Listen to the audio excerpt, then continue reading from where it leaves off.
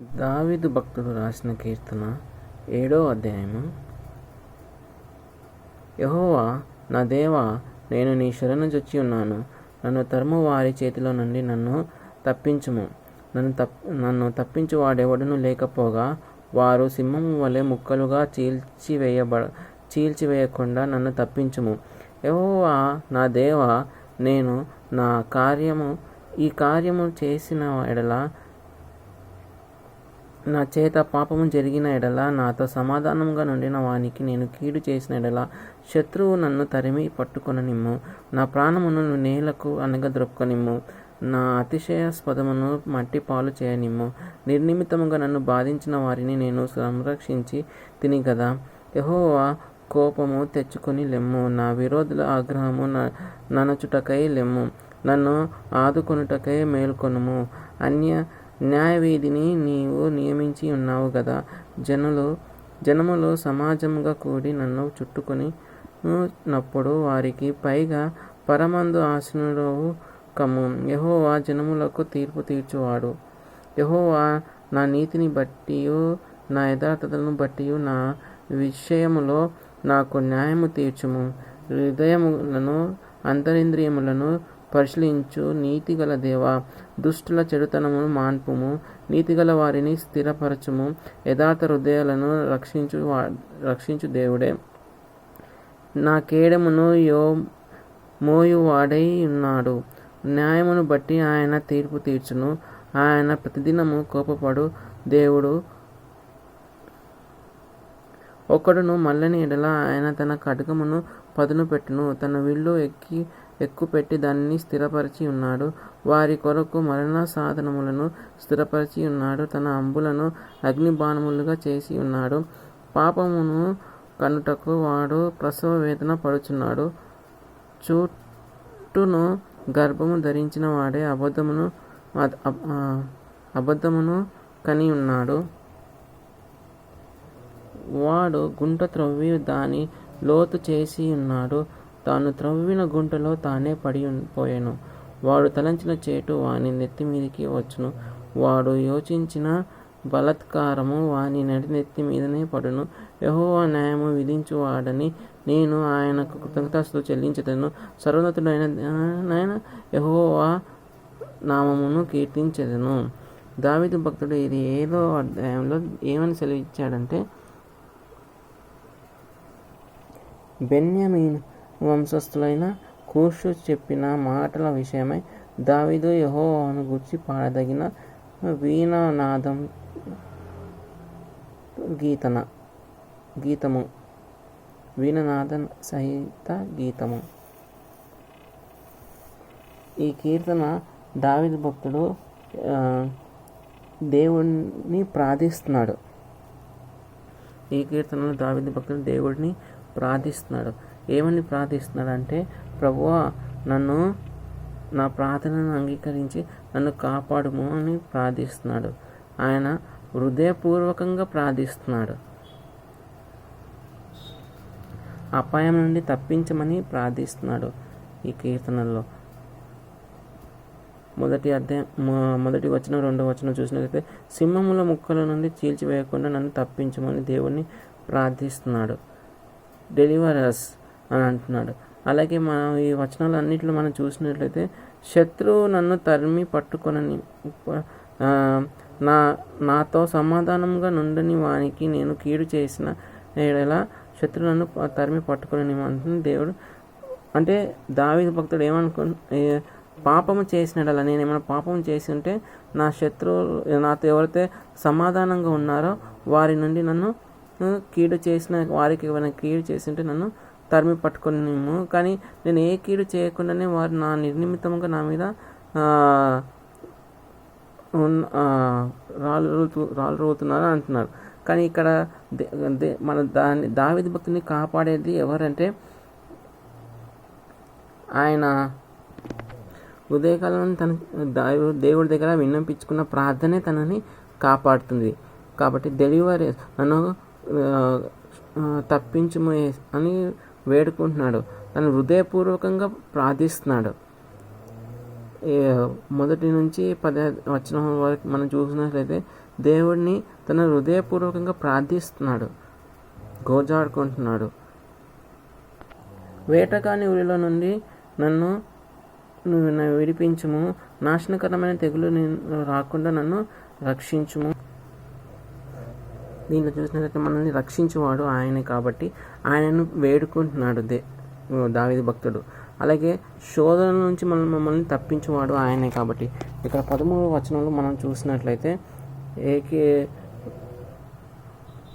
మమ్మల్ని శోధనలోకి తేక దుష్టుల నుండి మమ్మల్ని తప్పించుము అని, మనుషులు అపరాధములను మీరు క్షమించిన మీ అపరాధులకు తండ్రి మీ అపరాధములను క్షమించును అని దేవుడిని అంటే క్షమించమని దావీదు భక్తుడు వేడుకున్నాడు.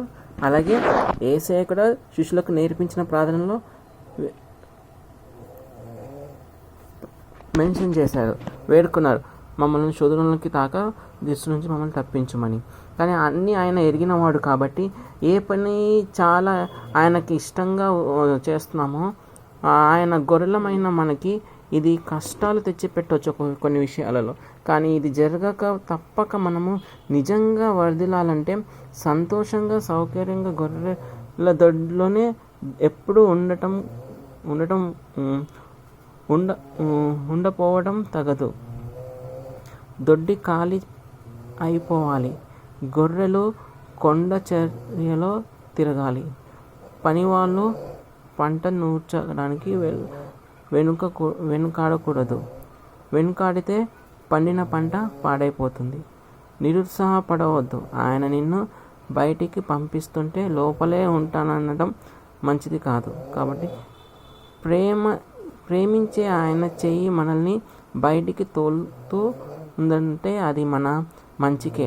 ఆయన మన నామం పేరిట పచ్చిక బయల్లోకి, సెలయేర్ల ఒడ్డుకి, పర్వతాల శిఖరాలలో పైకి వెళ్దాం రండి, మీకు ముందుగా ఆయన నడుస్తున్నాడు.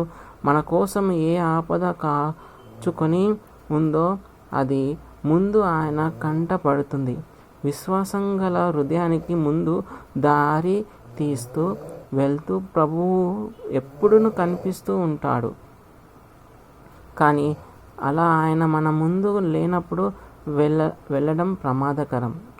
నిన్ను వెళ్ళమని ఆయన ఆదేశించే అనుభవాలన్నిటిలోనికి ఆయన ముందుగానే వెళ్ళి ఉన్నాడు అన్న విషయాన్ని గుర్తు చేసుకొని ధైర్యం తెచ్చుకోండి. నీ పాదాలకి ఆ దారులు నువ్వు భరించలేనంత బాధ కలిగిస్తాయని అనుకుంటే ఆయన నిన్ను వెళ్ళమని చెప్పడు. శద్రక్, మేషక్, అబేద్నెగో కూడా వంటలో రాజాజ్ఞకు వ్యతిరేకంగా ఉన్నప్పుడు వారు ధైర్యంగా నిల్చున్నారు. ఆ దేవుడు వారిని ఆ అగ్నిగుండం నుంచి తప్పించాడు, రాజు ఒక ఖడ్గము నుంచి చేతి నుంచి తప్పించాడు. కాబట్టి మనం కూడా మన కష్టాల నుంచి తప్పించేవాడు ఆయనే. కాబట్టి మనం ఆయనని వేడుకోవడం, ఆయన మనకి ఈ అధ్యాయం ద్వారా మనల్ని విడిపించువాడు. Deliverance, is the Lord of deliverance. మన ప్రార్థన ఎలా ఉండాలంటే ఆయన మనల్ని కాపాడేతాడు అనే నమ్మకం కలిగి ఉండాలి. అలాగే మనం చూసినట్లయితే